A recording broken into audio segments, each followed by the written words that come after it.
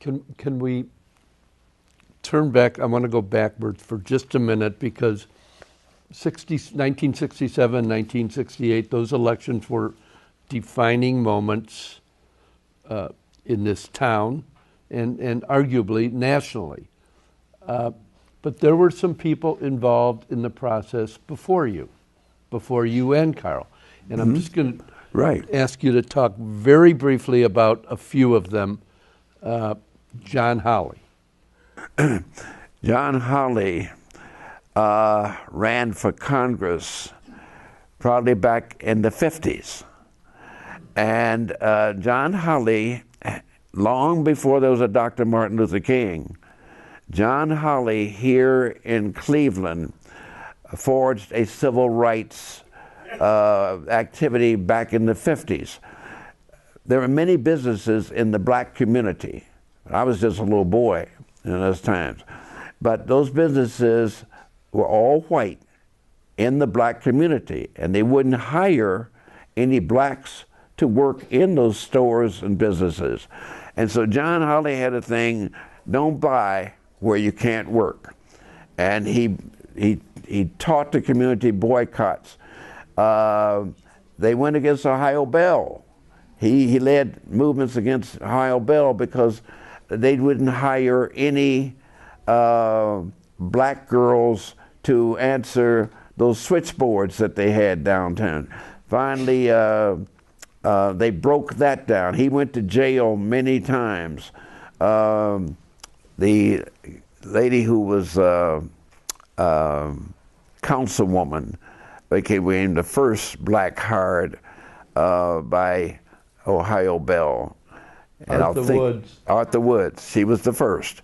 And then the Cleveland bus transit people, they wouldn't hire black bus drivers.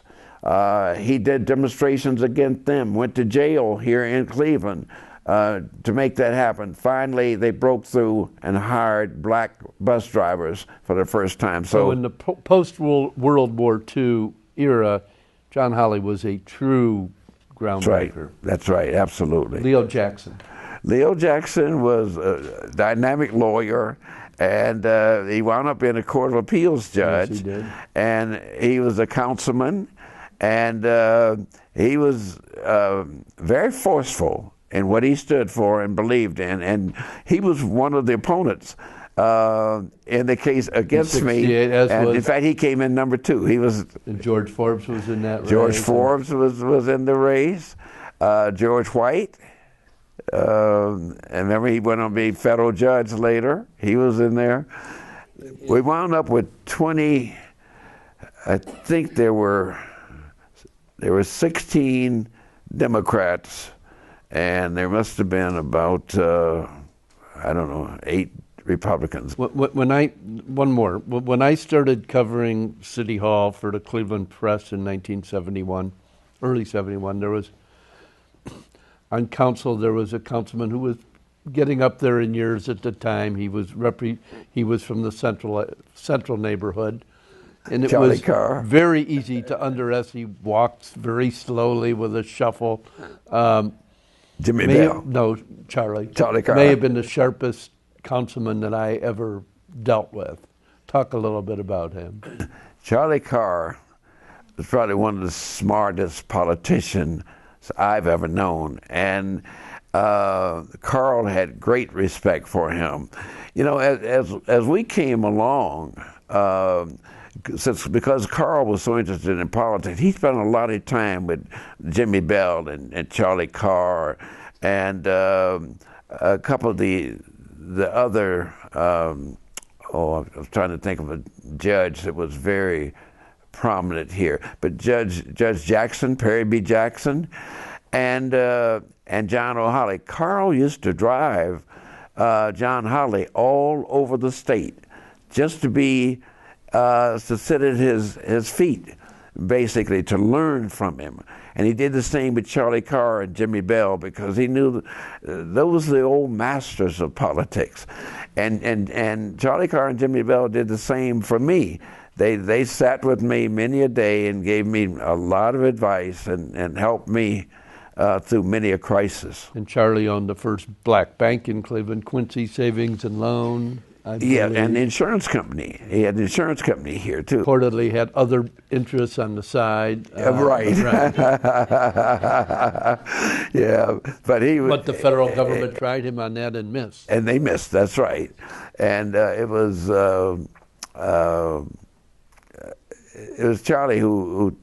Interesting thing happened when we had the 21st District Caucus breakup at one time. One of the things that Charlie did was tell me, I didn't know whether we were going to go into the park and try and have a big event. And that's park up there on Chagrin Boulevard, Kinsman, really.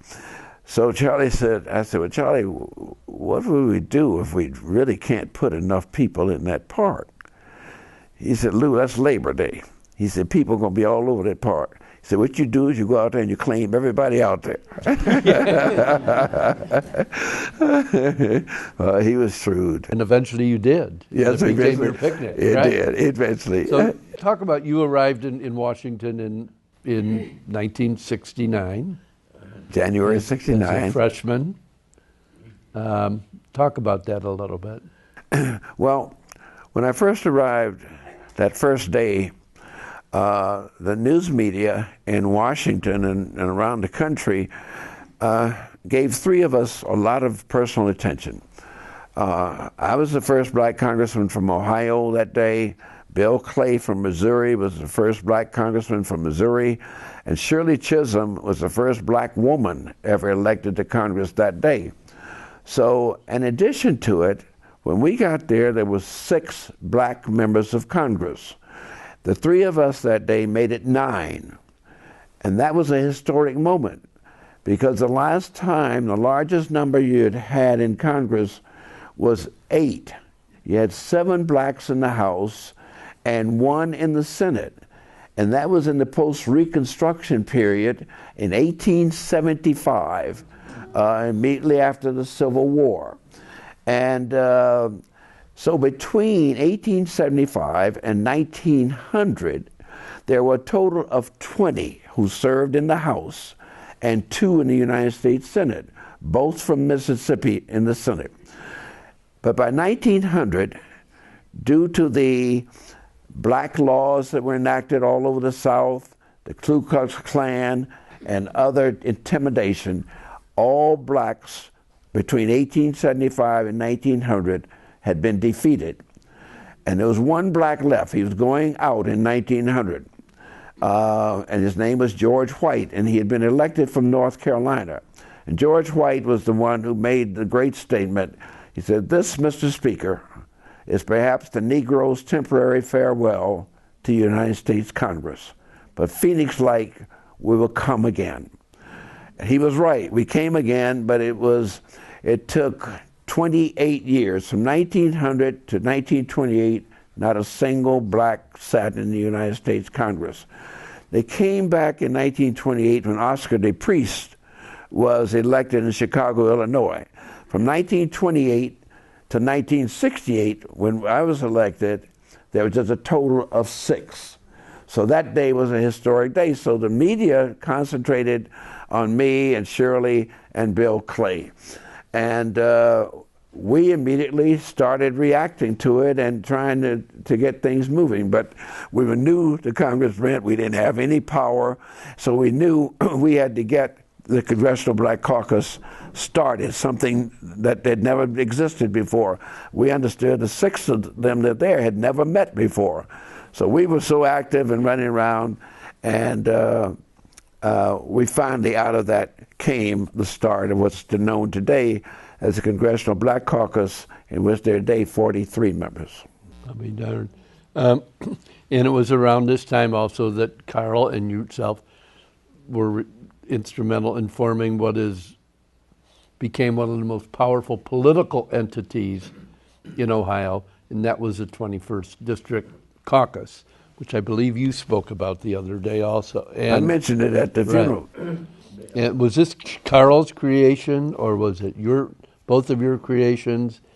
what happened was he was still mayor. And at that time, of course, you know, we had a history of having problems with the Democratic Party. You remember in Carl's first election, you remember that picture out at Euclid Beach where they wouldn't even let Carl up on the stage. And he was running as an independent, but they still wouldn't let him up on the stage. And but we couldn't get any concessions from the Democratic Party at that time. We tried to get George Forbes as the president or vice president of the party, and they told us no. So finally, we boycotted the party. And eventually, we went back, but it was long after Carl had left. But we took blacks out of the Democratic Party because the party wouldn't give us anything. And naturally, the Republicans figured they didn't get the black vote, so they didn't owe you anything. So Carl's way of curing that was to start our own black political base, and therefore we wouldn't be beholden to either the Republican Party or the Democratic Party. And that the only persons that we would elect or defeat those who were responsive to the black community. And in that respect, we weren't going to be just Democrats. If there was a Republican and a white Republican who served the needs of the black community, we would support them. And so in order to get it organized, he told Arnold, who was in City Hall working for him at that time, to organize the 21st District Caucus. And Arnold Pinckney organized that party. Later, we continued under my direction as chairman of it because he wanted me to be the head of it. Carl did. And later, it became so powerful under the direction of Mrs. Anna Chapman, who was the executive director. And for years, she ran that. They met every Monday night. Nowhere in America did a political organization meet every Monday night. And eventually, people acknowledged that it was the most powerful political organization anywhere in the country. Jesse Jackson used to say that if you're serious about running for the presidency of the United States, you'll be in Cleveland at that Labor Day picnic if you're serious about running.